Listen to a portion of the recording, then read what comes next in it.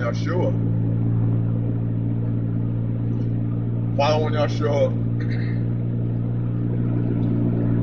Why is prepping so important? Outside of the fact that our forefathers, the Israelites, they were natural preppers. They prepped. They always had stuff laid up. I don't believe in being what I like to call a welfare baby. And what I mean by that is there are a lot of people who have a very much so normalcy bias ideology where nothing's going to happen. Either nothing's going to happen, although we can clearly see in the Bible something is going to happen. It's either that or, well, I'll be taken care of. I think we've developed so much of a welfare mentality where somebody's always going to come to our rescue. Some say, well, Yah will come and rescue me. And you read throughout the Bible how Yah did that. Now, yes, there were times that Yah intervened. But look at the story of Joseph. It took action from Joseph. Look at the story of Noah. He had to build an ark. Why didn't Yah just have Noah and his family go to the top of a mountain and he flooded the earth? No, because believing in Yah takes action. Believing in Yah, faith without works is dead. Believing in Yah takes something that you have to do.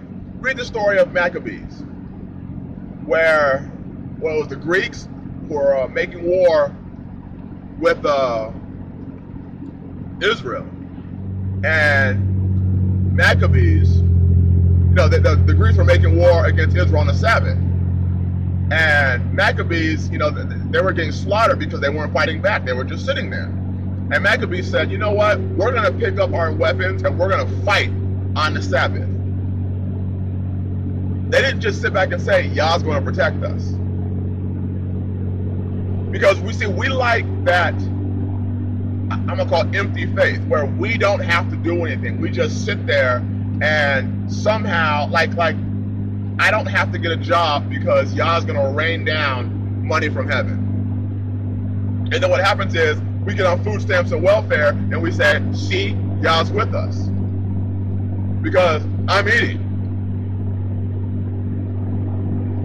So that system is falling apart. If you can't see right now how bad things are, I mean, me and Brother Jerry, who came down to help me bring a 330-gallon water barrel to the Rock to store more water,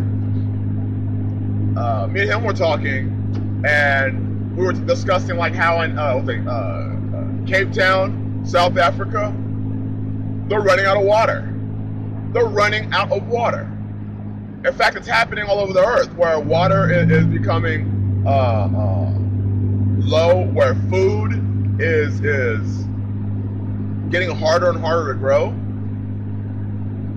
See, it doesn't take anything to do this. That 20 pounds of white rice. 20 pounds of white rice. Guess how much it cost me? $8.18 at Walmart. That is a couple cups of your favorite coffee. That is, for most people, a fast food restaurant meal. Or two. That food is going to get put up. Why? Because the prudent man perceives the evil and hides himself. The foolish man passes on and is punished. It doesn't take anything for you to put food back, except you would have to overcome that welfare mentality, that mentality that says, I don't have to do anything. It's somebody else's job to take care of me when I'm in dire straits or when I make foolish decisions. Look at the parable of the 5 wise and the 5 foolish. Some of you can't fathom the idea of that parable that Yeshua told. There are 5 wise and 5 foolish. And there's so many telltale signs in that parable that if you have the eyes to see, it's very eye-opening. For instance, the 5 wise did not share their oil. The 5 wise told the 5 foolish, go and buy some, which means the 5 foolish knew where to get oil. They just chose not to get it. Passivity, laziness. Sitting back, thinking that, oh, when I'm in trouble, you take from yours to give to me because I refused to prepare. Sorry. That's why I buy seeds. That's why I move out here. That's why I'm so interested and striving so much for food production, because without food, what do you have? Without water, we have so many people who have the walking dead mentality. And I guarantee you, as times get worse, you're going to see that. Look at Venezuela right now. Do you have some silver stored up? Do you have protection? Do you have food and water? Some medical supplies and some skills? It does no good to have all these things. You know, I got a firearm, I got 3 firearms, I got 10 firearms, but I've only shot 10 rounds in each firearm. You don't even know how to aim down the iron sights. You play too much Call of Duty, you think that that's what it's like. You confuse concealment and cover. Things like that. We've developed such a welfare mentality to think that it's somebody else's job. It's always somebody else's job to take care of us when we screw up. It's always somebody else's job to, let's take from those that are actually working and give it to those who are doing nothing. That seems to be more and more the American mindset. The American mindset is, hey, all those that have jobs and are working, let's take from them so we can give to those who refuse to work. Now, I'm not talking about those that have legitimate reasons, that are disabled or are maybe transitioning between jobs. I'm not talking about them. I'm talking about those that have the capability of working and don't. Those that have the capability of storing food and don't.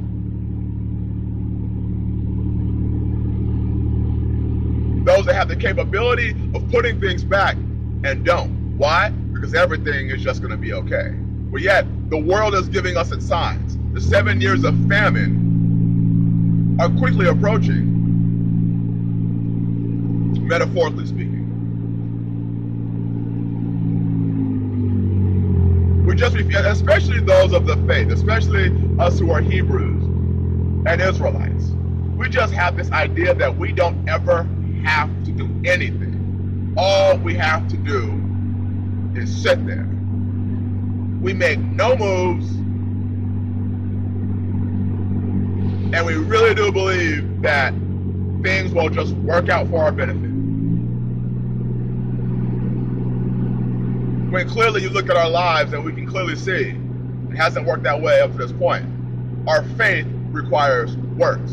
Our faith requires time. It requires effort, not just your mouth. How much food are you putting back? I just bought 6 cans of cream and mushroom soup.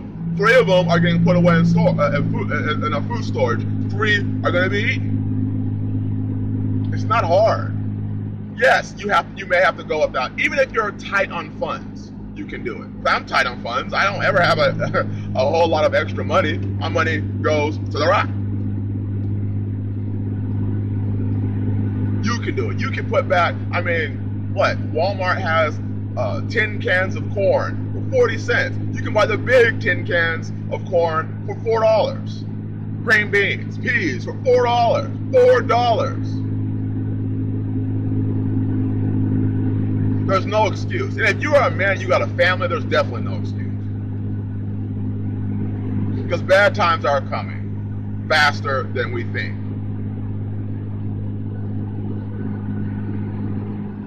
And it's sad to see our lazy mentality, our welfare mentality, our mentality that tells us that we don't have to do anything. All we gotta do is rely on somebody else. My pastor will take care of me. My brothers and sisters will take care of me. My mama and daddy will take care of me. They'll take care of me. Government will take care of me. Somebody's gonna take care of me. Somebody's gotta take care of me and my children. It's somebody's responsibility. It's everybody's responsibility but mine. See, I prepare because I see what's coming. Our ancient people naturally prepared. It's amazing that Joseph, it's amazing that, because you can look at the Bible and you see, even in the time of Jacob and his brothers, they ran out of food. God didn't just rain down food for them. He didn't just rain down manna. They had to go to Egypt to get it. And it just so happened that Joseph was there. Here's the problem today. I don't see many Josephs in our government who are going to save Yah's people. Who's gonna impart food to Yah's people.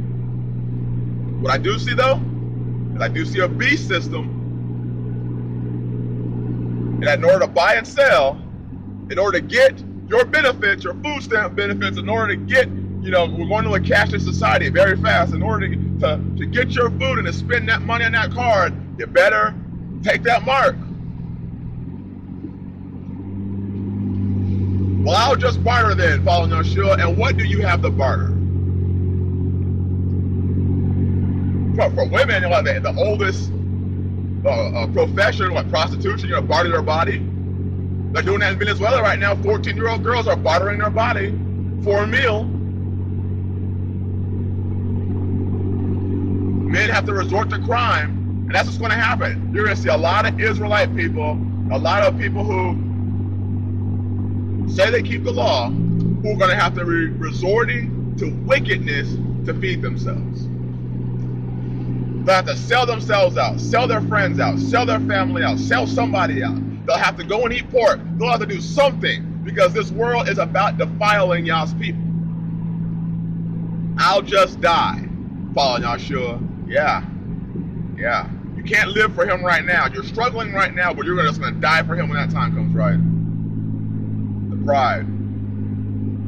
You can do something now. You can store food now. You can prepare a place now. You can start making alliances and start making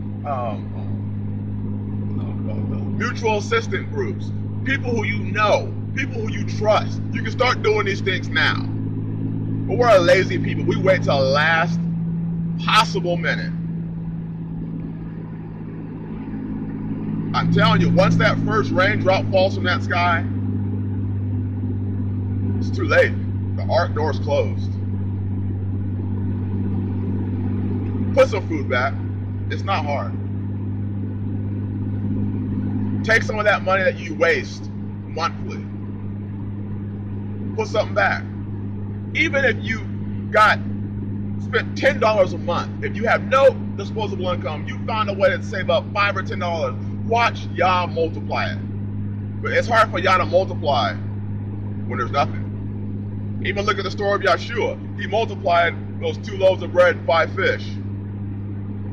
But there had to be something there. Do something now. Stop waiting. Time is running out.